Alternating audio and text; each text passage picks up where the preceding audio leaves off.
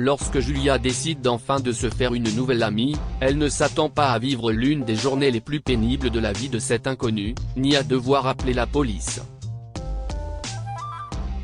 Julia Brown avait deux voix dans la tête. L'une l'incitait à rester chez elle, persuadée qu'elle n'était pas à sa place parmi ses voisins chics et élégants. Et l'autre voix voulait qu'elle sorte et qu'elle soit frivole, sans se soucier de s'intégrer.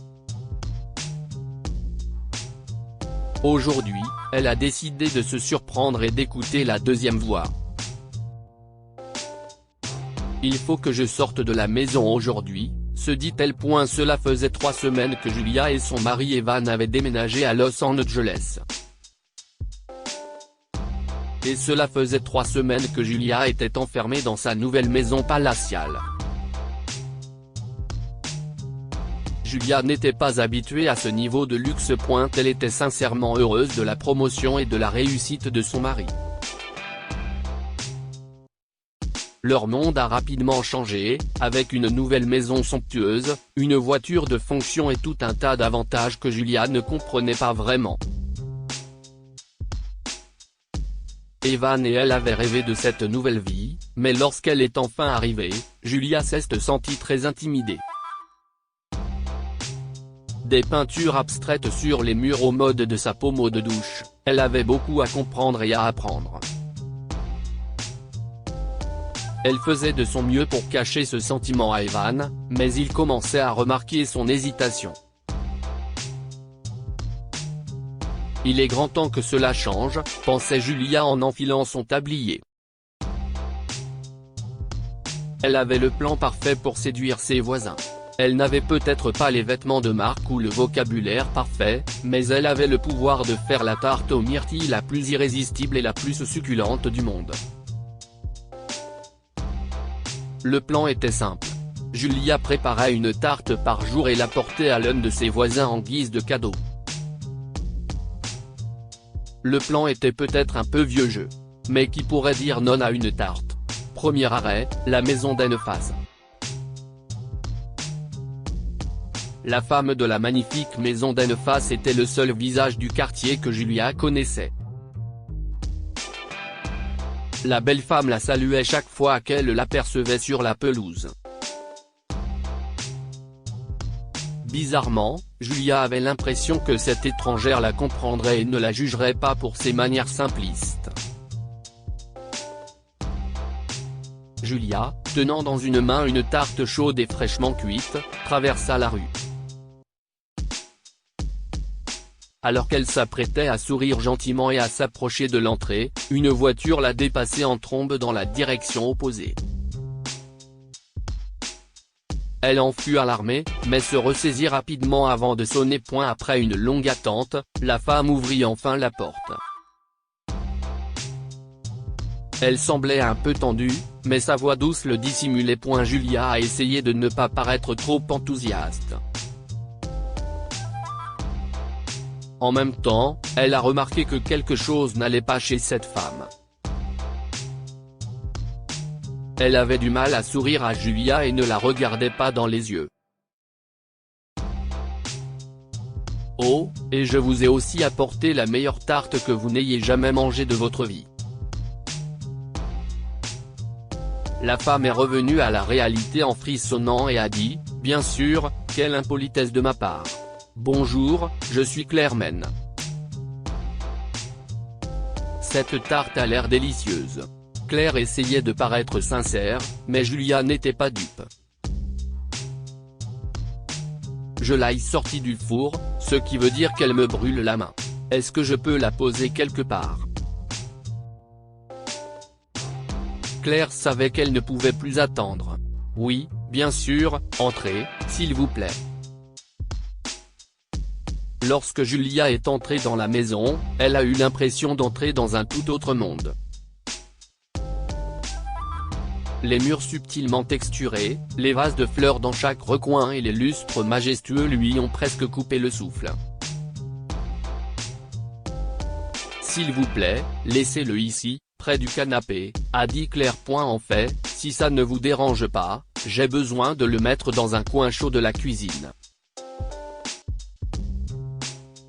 En disant cela, Julia se dirigea vers la cuisine. Non, n'y allez pas. Claire a essayé de l'arrêter, mais il était trop tard. Julia avait déjà remarqué le désordre choquant. Des éclats de verre et de céramique sont éparpillés sur le sol.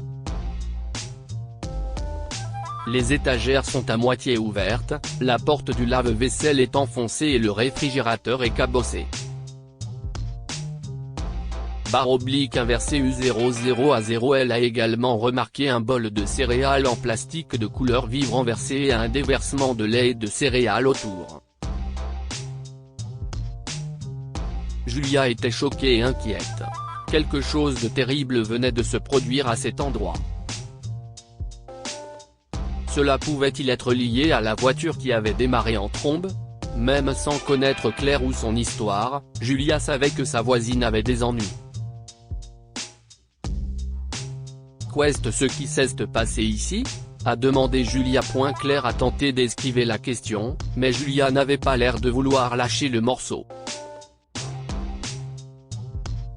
Ce n'est rien. Si est juste mon mari.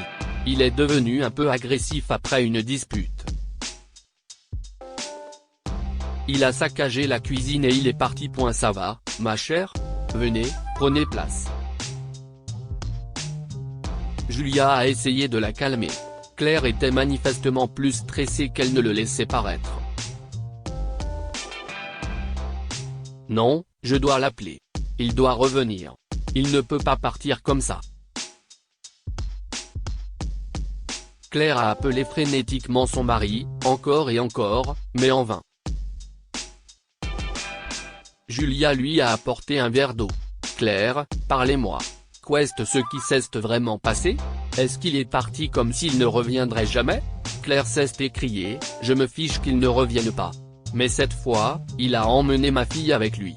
Claire a expliqué que son mari avait déjà pris la poudre des campettes, mais que depuis quelque temps, il menaçait de la quitter et de l'écarter de la vie de leur fille Marissa, âgée de 4 ans.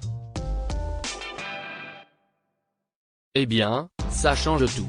Julia se leva et commença à composer un numéro sur son téléphone. Qu'est-ce que vous faites? Demanda Claire. J'appelle la police. Si est fini maintenant? Non. Si vous appelez la police, ma famille le saura. Claire a tenté de l'arrêter. Julia était perplexe et lui a demandé pourquoi c'était important. Cela ne va pas bien se passer. Ma famille tient à sa réputation. Vous ne comprenez pas comment les choses fonctionnent ici. Julia n'arrivait pas à croire ce qu'elle venait d'entendre. Une bouffée de colère lui a traversé l'équine. Non, je ne comprends pas.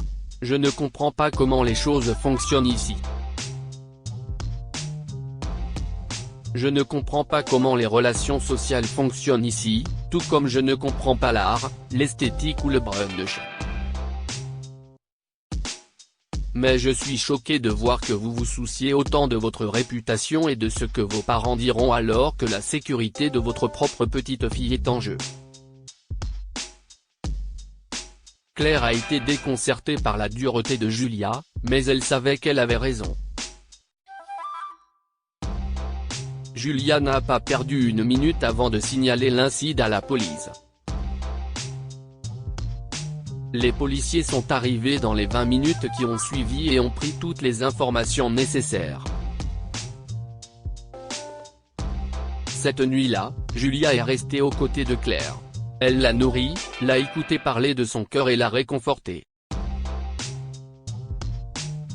Un peu après minuit, on a frappé à la porte. Marissa était de retour à la maison. Son mari avait été arrêté alors qu'il tentait de quitter la ville et devait passer la nuit en prison.